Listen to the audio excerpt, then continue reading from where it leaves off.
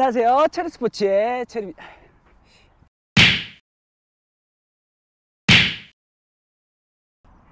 자, 우리가 종아리가 아프잖아요.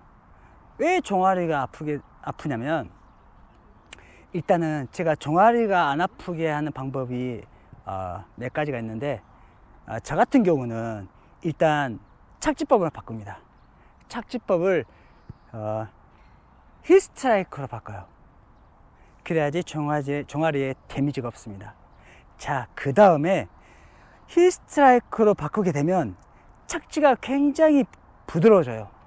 즉, 지면을 착지했을 때 그 충격이 덜합니다.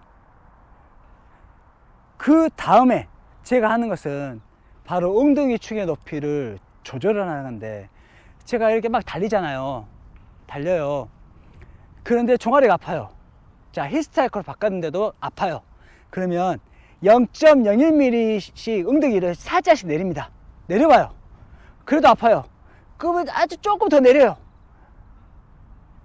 그러면 또 그래도 아파요. 조금 내려요. 그러면 어느 순간 되면 종아리에 데미지를 안 갈 때가 있어요. 그래서 그 높이를 유지하려고 굉장히 노력합니다. 딱 내렸을 때, 종아리가 느낌이 덜 받네? 그것은 왜 그러냐면, 내가 이 지면의 충격을 종아리로 계속 받다 보니까 이 종아리가 아픈 거예요. 그런데 내리다 보면 이 지면의 충격을 이 허벅지가 받는 거예요. 허벅지가 점점 내리게 되면, 내가 착지했을 때 점점 내리게 되면 이 허벅지가 지면의 충격을 흡수할 수 있게 도와줍니다. 근데 우리가 이것을 올려서 달리게 되면 지면의 충격을 흡수를 할 수 있는 이 각이 안 나와요. 그래서 흡수는 해야 되겠고, 어떻게 해야 됩니까? 신발의 쿠션만 이용하는 거예요. 그래서 아플 때는 천천히 내리면서, 이왕 부상을 당했으니까 어쩔 수 없잖아요.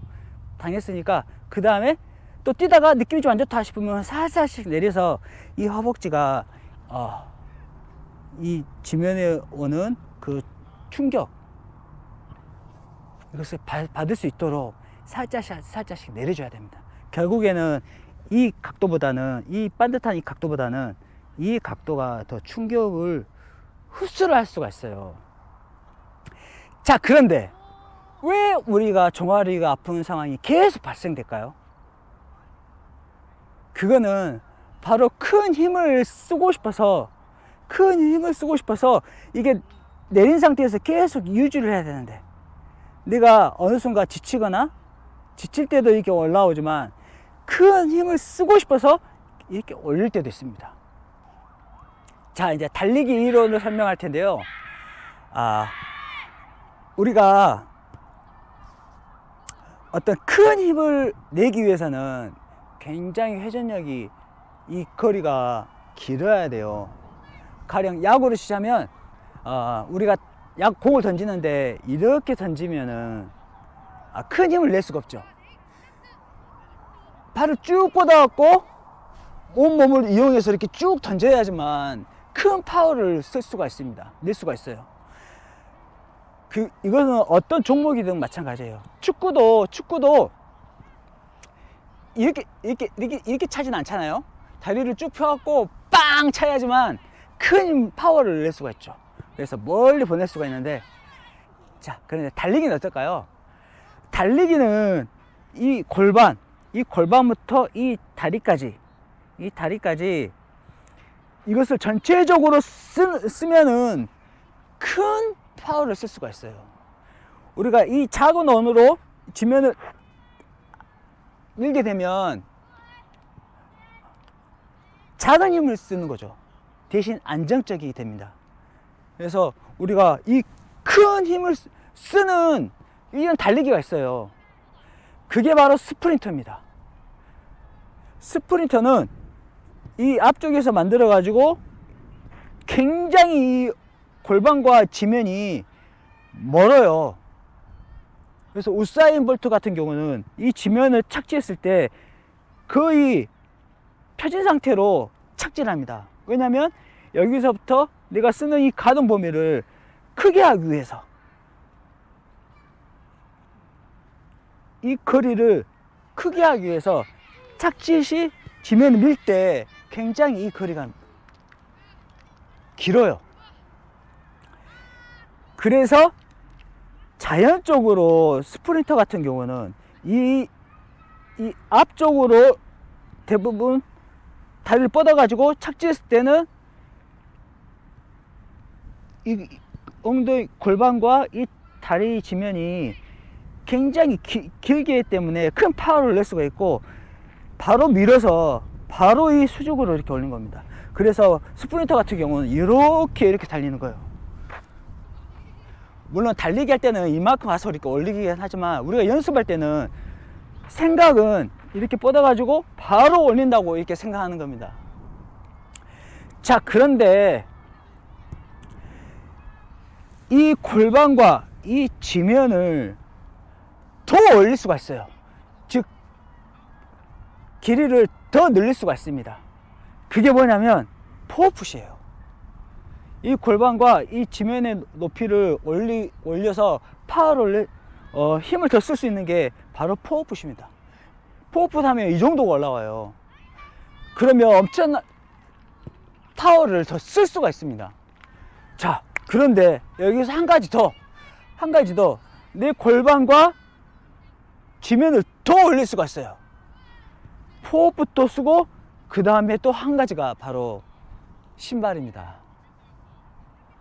내가 이 지면의 높이를 올릴 수 있는, 만약에 더 올릴 수 있다 그러면 우리가 근력만 되면 더 큰 힘을 쓸 수 있는 거예요. 그래서 신발의 두께가 점점점 두꺼워지는 겁니다. 그 다음에 쿠션이 있는 거예요. 자, 그런데 스프린터는 이렇게 한다 했잖아요.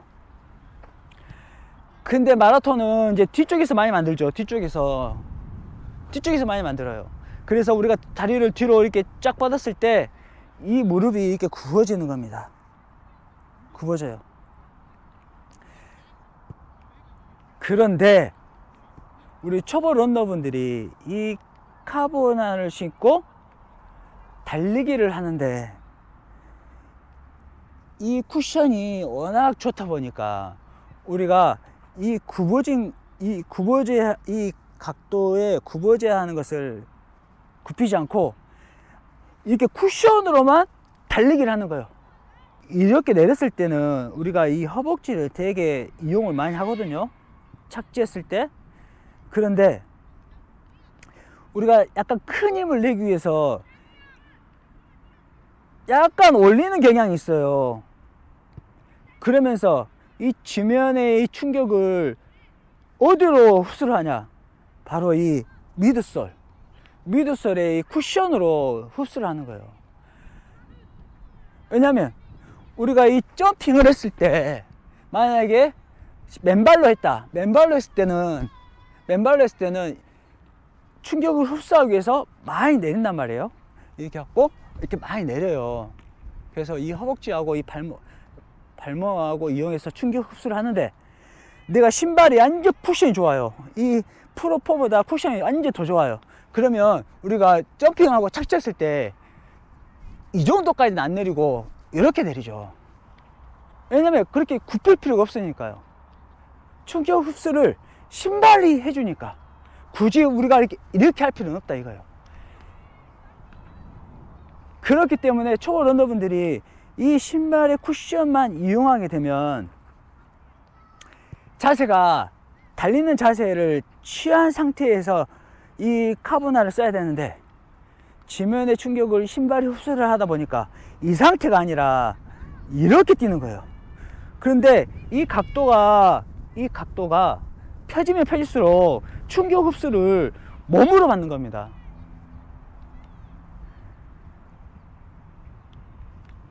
그래서 중요한 거는 우리가 충격 흡수할 수 있는 이 자세를 만든 후에 이 카보나의 쿠션은 보조용으로 써야 한다 이거예요. 자, 그런데 여기서 또 한 가지가 있어요. 이제 달리기 잘 하시는 분들 있죠. 이런 분들은 또 의외로 엉덩이 축을 이렇게 많이 올리시는 분들이 있어요.